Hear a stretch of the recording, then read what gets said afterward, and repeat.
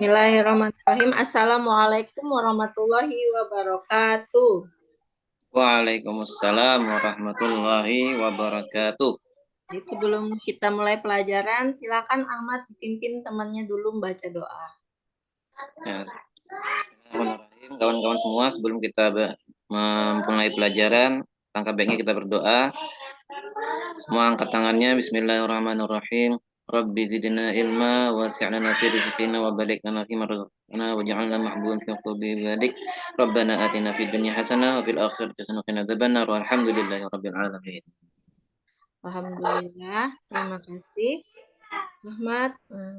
Sebelumnya, Sobahul khair. Sabahun nur. Kaifa halukum? Alhamdulillah ya khair. Baik. Alhamdulillah bi khair insyaallah.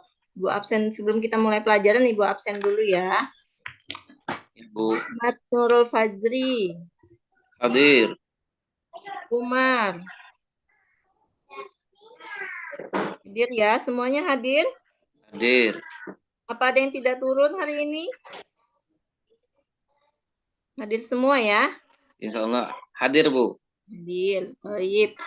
Nah, sebelum kita masuk ke materi ini, nah, Ibu ada yel-yel nih buat kalian tambah semangat belajarnya hari ini.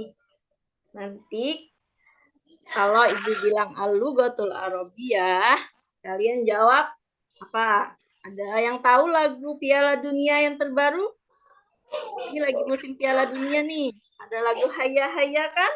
Nah, nanti kalau Ibu Kak bilang Al-Lughatul Arabiyah, jawabnya pakai Hayya Hayya. Hayya Hayya. Bisa ya? Bisa. Nah, Ibu coba ya. Al-Lughatul Arabiyah. Hayya Hayya. Hayya hayya hayya hayya ha. Oh iya, biar lebih semangat. Kayak pemain Piala Dunia tuh pada semangat mereka berlomba-lomba. Nah, sebelum kita masuk ke pelajaran hari ini, kita akan belajar tentang domir mutasil. Nah, sebelumnya minggu lalu kita sudah belajar tentang warna, ya. Ada warna merah, biru, dan lain-lainnya. Nah, sebelum masuk, coba Ahmad, ini jilbab yang Ibu pakai warnanya apa dalam bahasa Arab? Aswad. Aswad. Baju yang Ibu pakai warnanya apa? Putih. Abyad. Abyad. Baik, alhamdulillah masih ingat ya materi kita minggu lalu. Nah, ingat, Bu. Nah, sekarang kita akan masuk ke dalam domir mutasil. Nah, domir mutasil, kata ganti pemilik atau kepunyaan. Adapun tujuannya kita mempelajari ini nanti ialah peserta didik mampu menyusun kata menjadi kalimat bahasa Arab yang sesuai dengan tarkib tentang domir mutasil. Nah, apa sih domir mutasil itu? Nah, apa itu kata ganti pemilik kepunyaan dalam bahasa Arab? Domir mutasil adalah kata ganti yang bersambung dengan kata sebelumnya. Setiap kali kita ingin menggunakannya, maka kita cukup menambahkan imbuhan tertentu di akhirnya. Jadi nanti kalau kita ingin menggunakannya, kita hanya menggunakan imbuhan saja. Nah, ini apa saja? Yang pertama, di domir yang pertama yaitu domir huwa. Maka kata sambungnya adalah hu. Domir hiya, kata sambungnya adalah ha. Kemudian domir ana, kata sambungnya adalah ya sukun. Nah, bagaimana cara kita menggunakan ke dalam suatu kata? Contoh, babun. Apa artinya babun? Pintu. Misalnya kita mau menunjukkan pintunya untuk kepunyaan si Hua, yaitu dia laki-laki, maka tinggal kita tambah hu. Jadi artinya nanti pintunya, pintumu, dan pintuku. Menyesuaikan ya, mana yang laki-laki dan mana yang perempuan. Sampai di sini paham ya? Paham, Ustazah. Nah, coba kita contoh berikutnya. Di sini ada gambar apa? Tas. Ada gambar Tas. tas. Nah, kalau gambar tas, kita masukkan, kita sambungkan ke domir huwa, maka dia menjadi haki batuhu. Nah, kalau dia domir hiya, kira-kira apa, Ahmad? Haki batuha. Ya, kalau anta? Haki batuka. Anti? Haki batuki. Ana? Hakibati. Nah, toyib, ahsanta. Sekarang perhatikan. Ada di sini contoh kalimat yang salah dan benar. Kata benda yang digandeng dengan isim domir mutasil sudah tidak boleh lagi diawali dengan alif lam. Perhatikan contoh yang salah dan benar di samping. Ingat ya, kalau sudah ada domir mutasil di sini, kata sambungnya, maka tidak boleh beralif lam. Perhatikan contohnya lagi. Nah, kita akan coba mengaitkan ke materi sebelumnya. Misalnya di sini ada malaunu, ada kata kitab. Maka ada dua alternatif jawaban. Boleh kita jawab launu al-kitabi asfaru. Boleh juga kita jawab dengan al-kitabu launuhu asfaru. Ya. Kalau menggunakan domir mutasil di launuhu, nah berarti hu kitabun adalah bentuk muzakkar. Pahim tuh? Fahimna. Ya. Setelah ini kita akan Ibu akan membagikan kalian LKPD. Nah, di LKPD itu ada dua bentuk soal. Yang pertama, ihtar as-sahih mimma baina qausain. Kalian pilih mana nih yang kata yang tepat untuk kalimat tersebut. Kemudian, tugas yang kedua adalah uktub kama fi misal. Kalian tulis kalimat seperti contoh. Di sini ada contoh qolamun. Al-qolamu launuhu abyadu. Ya.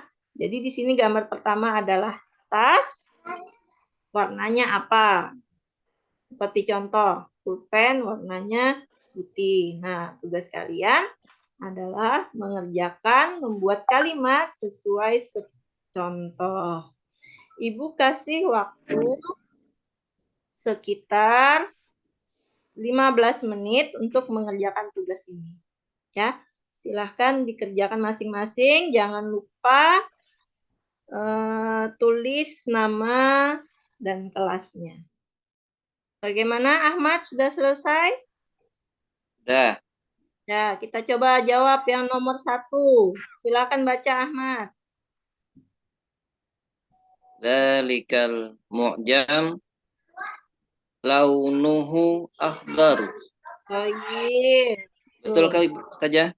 Ya, betul. Karena al-mu'jamu adalah isim muzakkar. Ya. Silahkan Ahmad. Gambar yang pertama, apa kira-kira kalimat yang tepat? Al-haqibatu launuha ahmar. Naam, al-haqibatu launuha ahmar. Kalimat gambar nomor 2. Al-kitabu launuhu abyadun. Baik, alhamdulillah, masya Allah, tabarakallah. Jawabannya benar semua, sudah sesuai ya. Ketika bendanya muzakkar, maka nanti domir mutasilnya juga yang muzakkar.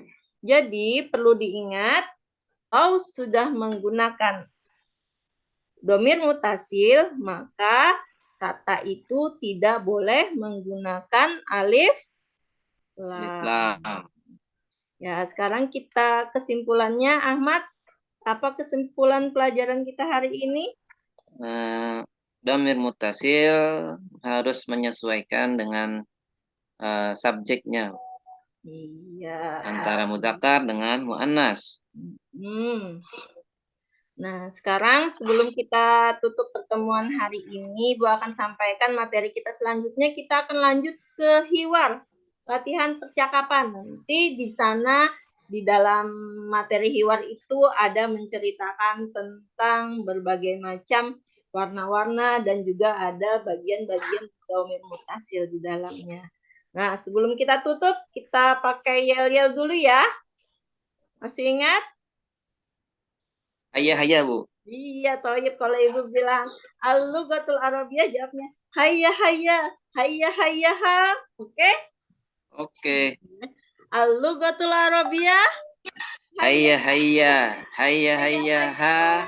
Toyib, insya Allah tetap semangat belajarnya. Sebelum kita akhiri pelajaran hari ini, silakan Ahmad dipimpin doa dulu. Ya, bismillahirrahmanirrahim. Marilah kita berdoa lagi untuk menutup pembelajaran hari ini agar ilmu yang kita terima menjadi berkah.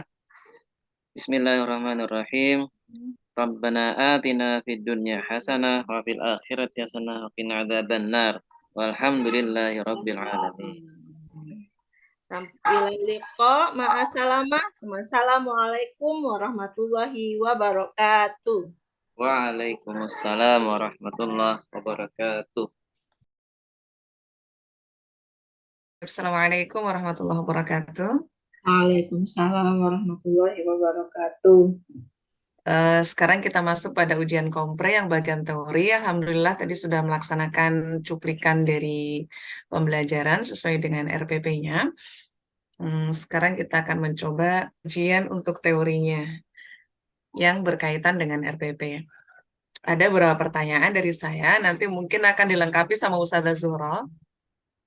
Yang pertama adalah mengenai tujuan pembelajaran. Di dalam RPP pasti akan ada tujuan pembelajaran. Nah, Ustazah Mirna bisa nggak menjelasin kira-kira Ustazah Mirna dalam menentukan tujuan pembelajaran itu sudah melalui tahapannya, melalui analisis ABCD nggak? Atau yang kedua, jika sudah ada, kira-kira bisa nggak nunjukin di dalam kalimat tujuan pembelajaran itu sudah mencakup ada ABCD-nya? Silahkan. Dalam tujuan pembelajaran, insya Allah saya sudah menganalisis berdasarkan yang teori ABCD, yaitu audience, behavior, condition, dan degree. Yang audience itu yang peserta didik. Menurut saya di situ di peserta didik mampu, kemudian behaviornya itu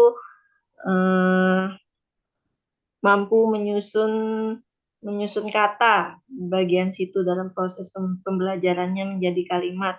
Kemudian kondisinya sesuai dengan maharoh yang digunakan, dengan tarkibnya. Kemudian disgrinya itu kalimatnya sesuai dengan tarkib yang akan disampaikan, yaitu tentang domir mutasil. Degree itu apa, Ustazah? Degree itu kesesuaian ya, Ustazah. Degree itu tingkatannya. Dia Tingkatannya. lebih mengarah kepada target capaiannya itu kapan? Oh, targetnya berarti menyusun kata atau membuat Bukan. kalimat. Target lebih mengarah ke waktu. Oh. Ustazah. Oke, alhamdulillah di tujuannya sudah tergambar sebenarnya. Yang berikutnya adalah dalam pemilihan materi, apa yang Ustazah lakukan di dalam materi ataupun langkah-langkahnya sehingga di dalam materi tersebut atau di dalam langkah tersebut yang dikembangkan itu menjadi sebuah langkah atau menjadi sebuah kesempatan buat peserta didik untuk mengembangkan ada 4C itu ya, ada critical thinking, ada creative thinking, sampai pada decision making. Bisa diberikan gambaran salah satu C atau 2C boleh, nggak harus semuanya.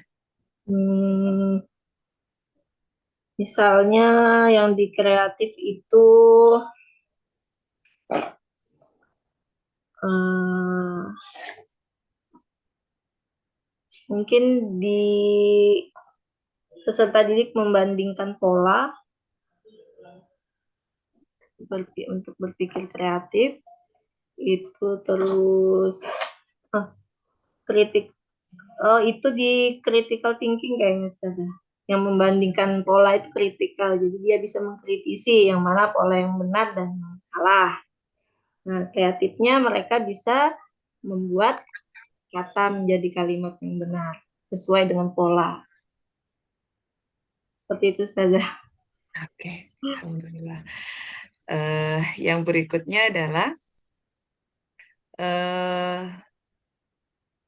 berikan analisis dari Ustazah Mirna bahwa di dalam materi bahasa Arab itu ada mencakup faktual, konseptual, kemudian ada prosedural gitu.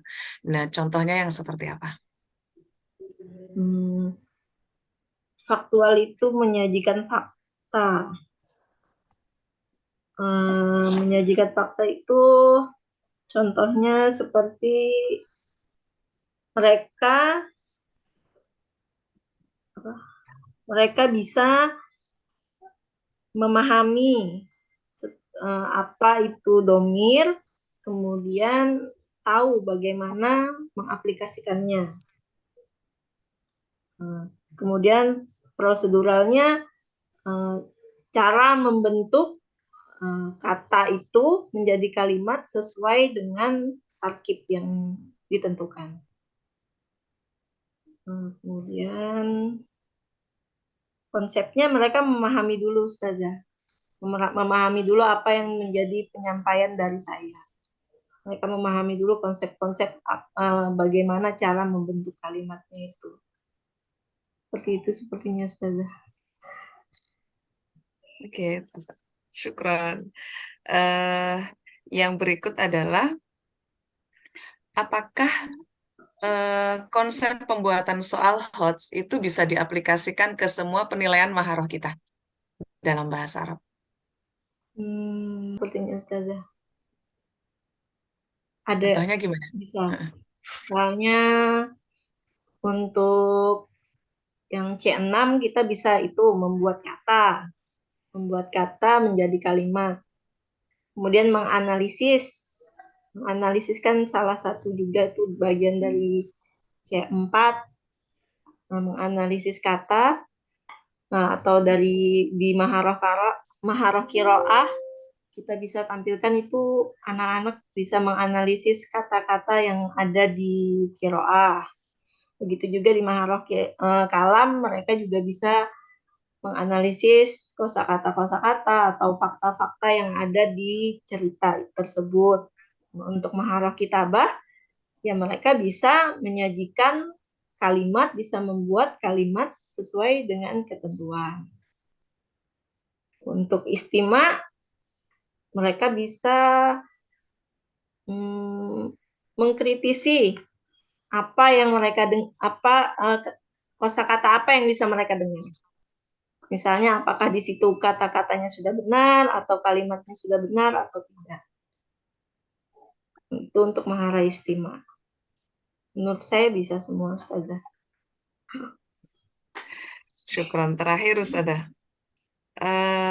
Menariknya dari salah satu model yang diterapkan dalam RPP Ustazah, ada PBL. Itu menariknya sebenarnya apa sih? Menurut saya peserta didik bisa memecahkan, kan PBL kita menyampaikan satu masalah nih. Ini kalimatnya kira-kira benar atau tidak. Nah, dengan pemahaman itu, anak-anak kan masih belum tahu tuh ini benar apa tidak. Melalui PBL saya sajikan dengan seperti ini, nanti akhirnya mereka sudah bisa menganalisis bahwa kalimat yang benar itu seperti ini loh akhirnya. Mungkin makanya saya ambil dari problem based learning. Kira-kira Sintaknya apa saja sih, Ustazah? Sintaknya yang harus ada dalam PBL itu apa saja? mengamati, apa ya? Mengamati, menanya, kemudian mengkomunikasikan, menalar, terus mengevaluasi. Kira-kira seperti itu saja. Oke, syukron. Ustazah Zuhra bisa dilanjutkan. Pertanyaan pertama, tadi berapa pertanyaan ya untuk yang dari baik? Hanya materi dan TP aja, Ustazah. Oh gitu. Baik, untuk pertanyaan yang terkait dengan perangkat ya, yang terkait dengan perangkat, kemudian yang terkait dengan teori, gitu. Dalam teori belajar yang Ibu pelajari pada modul kemarin, itu ada rancangan pengembangan perangkat pembelajaran yang memiliki kontribusi dari teori belajar.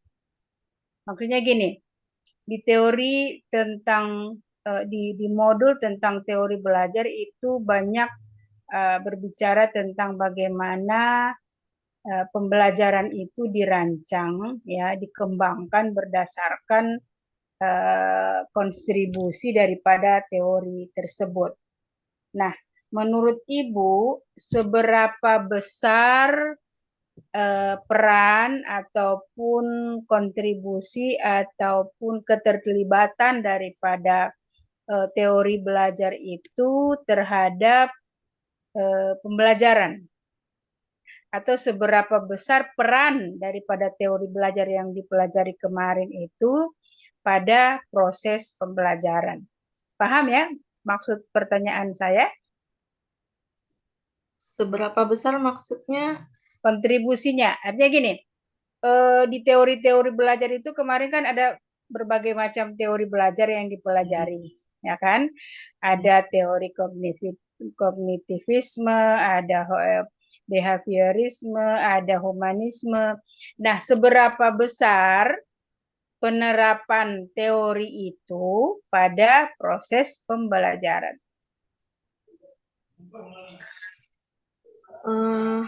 Menurut saya, dalam pembelajaran teori itu sangat berpengaruh banyak terhadap proses pembelajaran. Apalagi dalam teori konstruktivisme, yang mana di situ proses pembelajaran memang benar-benar kita mengajak peserta didik untuk memahami apa yang ada di sekitarnya, apa yang ada di lingkungan sekitarnya. Nah, karena salah satu yang mempengaruhi hasil belajarnya juga dia bisa mengaplikasikan hasil belajarnya kepada lingkungannya. Kemudian untuk humanistik juga menurut saya berpengaruh besar, di mana pemahaman saya dalam teori itu intinya memanusiakan manusia. Di situ guru harus memang benar-benar mengetahui siswanya itu bagaimana. Jadi sehingga kita bisa mengaplikasikan atau mengaplikasikan ilmu kita sesuai dengan kebutuhannya mereka. Kemudian untuk begitu Ustazah. Baik. Pertanyaan yang kedua. Terkait dengan itu tadi terkait dengan teori, kemudian terkait dengan pengembangan perangkat pembelajaran, ya. Di perangkat itu ataupun di RPP yang dibuat itu kan ada namanya perumusan IPK, kemudian tujuan pembelajaran, ya kan, dan ada namanya pendekatan TPACK, gitu kan. Kurikulum 2013, ya kan, di RPP 2 itu kan yang diterapkan adalah kurikulum 2013, gitu. Nah, berdasarkan konsep ini, dalam menentukan tujuan pembelajaran, gitu kan, tujuan pembelajaran itu sangat dipentingkan, sangat urgen, gitu ya. Nah, kira-kira pendapat saudara seperti apa dalam merancang tujuan pembelajaran, terutama tujuan pembelajarannya kan harus berdasar pada komponen ABCD. Menurut pemahaman Anda seperti apa perancangannya, kemudian orientasinya, atau seberapa besar pentingnya perumusan tujuan dalam perangkat pembelajaran, gitu. Silakan. Menurut saya sangat penting itu, Bu, karena kita untuk menentukan suatu keberhasilan kan kita harus menuju tujuan yang bagus. Nah, jadi dalam menentukan tujuan pembelajaran itu yang pertama ya kita harus tahu audiensnya seperti apa, peserta didiknya bagaimana. Kemudian dalam yang bagian B, behaviorsnya, kita harus tahu juga bagaimana cara menstimulus mereka agar bisa mencapai ke tujuan tersebut. Kemudian kondisinya juga bagaimana. Kemudian dan sesuai juga dengan tingkatan mereka. Mereka di tingkatan bagian mana. Misalnya kalau di level MTS berarti mungkin dengan menunjukkan bisa membuat kalimat sederhana itu termasuk salah satu tujuan yang ada di teori di ABCD itu. Ya. Ya, baik. Melanjutkan jawaban tadi, coba kira-kira dalam RPP yang dibuat, coba contoh salah satu contoh dari tujuan pembelajaran yang mengandung komponen ABCD. Salah satu tujuan yang dirumuskan yang mengandung komponen ABCD yang terkait dengan RPP yang diterapkan pada RPP 2 ini. Peserta didik mampu menyusun kata menjadi kalimat bahasa Arab yang sesuai dengan tarkib dhamir mutasil. Peserta didik mampu menyusun kata menjadi kalimat bahasa Arab yang sesuai dengan tarkib dhamir mutasil. RPP-nya terkait dengan materi apa? Qawaid, Ustazah. Qawaid. Kemudian tujuannya, materinya tentang, itu kan subnya, maharoh. Ya. Subnya qawaid, materinya tentang Adawatul Madrasiyah. Adawatul Madrasiyah. Tujuannya tadi apa? Peserta didik mampu menyusun kata menjadi kalimat. Menyusun kata menjadi kalimat. Qawaid tentang apa itu? Qawaid itu tentang dhamir mutasil, Ustazah. Oh, dhamir mutasil. Ya. Ya. Komponen A-nya di mana? Peserta didik. Audiens, ya. B? Behavior. Behaviorsnya mampu ya Ustaz. Behaviornya Jawabnya mampu ya, kemampuan.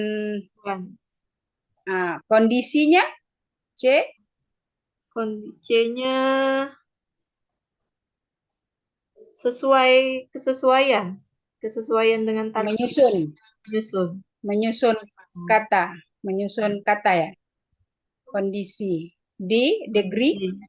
Degree-nya sesuai dengan target. Ya Ustaz. Sesuai dengan tarkib atau kawaid, sesuai dengan pola kalimat.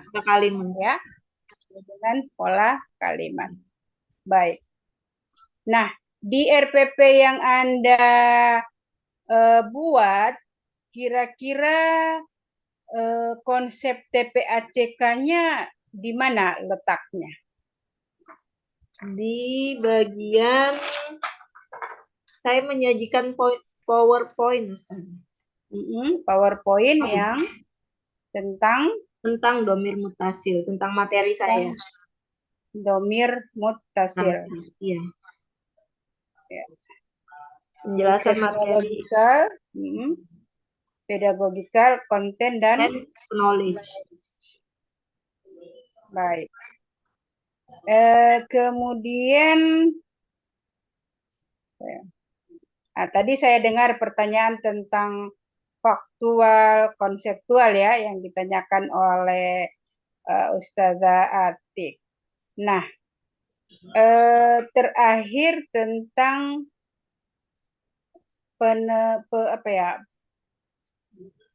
pemahaman, kira-kira menurut Anda pemahaman Anda tentang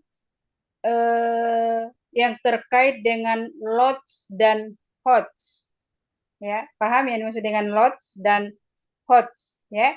Jadi dalam proses kognitif itu memang harus sesuai dengan ada level-level tertentu. Ya, kira-kira menurut Anda bagaimana itu gambarannya? Bahwa ada dalam konsep instrumen evaluasi itu dia memang harus terkait dengan lots dan hots. Nah, pemahaman Anda terkait dengan hal itu seperti apa? Maksudnya dalam RPP saya, Ustaz? Ya. Kan itu tercantum dalam RPP kan? Evaluasi instrumennya. Atau tergantung dalam LPP atau ya otomatis yang Anda lakukan kan yang terkait dengan RPP. Gitu. Untuk bagian HOTS, Higher Order Thinking Skill, di situ saya mengambil di bagian yang latihan kedua, Ustazah. Bagian evaluasinya, karena di situ saya ambil di C6 menyajikan. Nah, di mana di situ anak-anak menyajikan kalimat berdasarkan gambar. Nah, di situ juga ada menganalisis C4, karena mereka harus menentukan dulu itu bendanya muzakkar atau muannas. Nah, setelah mereka menentukan, baru mereka bisa menyajikan kalimat untuk penilaian HOTS-nya. Nah, mungkin kalau yang LOTS-nya untuk di latihan 1, menurut saya mereka masih di C2 atau C3 ya. C2 karena masih hanya memahami. Ya, memahami menggunakan domir yang mana. Begitu, Ustazah. Apakah sistematikanya seperti itu dari C6 ke C2? Enggak, berbalik Ustazah, dari kalau latihan 1 C2 dulu. C2 dulu, kemudian meningkat baru ke analisis. Baru membuat balik. Gitu. Memahami. Tadi tentang muzakkar muannas, sementara temanya tentang domir mutasil. Keterkaitannya di mana? kan dalam domir mutasil ada domir huwa, huma. Nah, terus kalau ke benda kan kita menentukannya berdasarkan muzakkar dan muannasnya. Kalau muzakkar kita pakai hu, kalau muannas kita pakai ha. Begitu. Tergantung subjeknya. Ya, tergantung subjeknya. Oke, baik. Sekarang kita lanjut ke sesi baca tulis Al-Quran. Ya, Disiapkan Al-Qurannya? Ada Al-Quran? Saya pakai HP, Ustazah. Karena Boleh. lagi Boleh. Dengan pensil, dengan kertas. Sebentar disuruh tulis tentang ayat yang terkait. Baik, silakan buka Quran surah An-Nahl. Nahl. Ya. Ayat 1.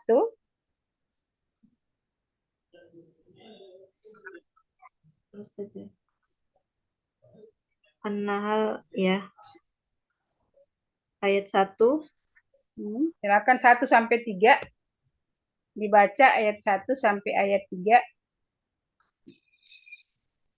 A'udzu billahi minasyaitonir rajim. Bismillahirrahmanirrahim. Ata amrullahi fala tasta'jilu. Subhanahu wa ta'ala amma yusyrikun. Yunazzilul malaikata birruhi min amrihi ala man yasha' min amrihi ala man yasha'u min ibadihi an anziru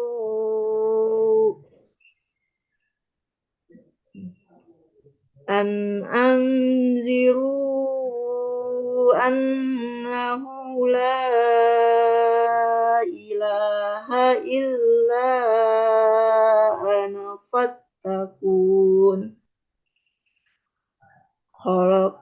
Khalaqas samawati wal arda bil haqq.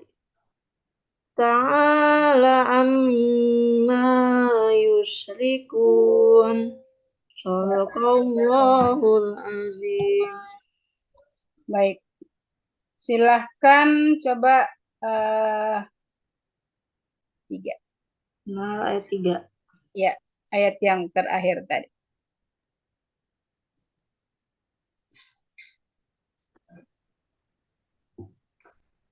Terus nanti perlihatkan di layar. Ustazah Mirna ada hafal ayat 3? Belum. Tutup HP-nya mau ulang baca. Ya, paling tidak mengukir bagaimana, mau lihat bagaimana tulisannya, walaupun ditiru tapi kan kelihatan yang aslinya.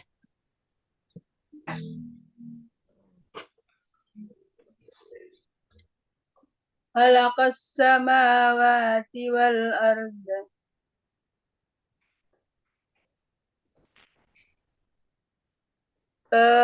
Kasih dekat sedikit. Agak Jamilah dekat. Ustazah tulisannya.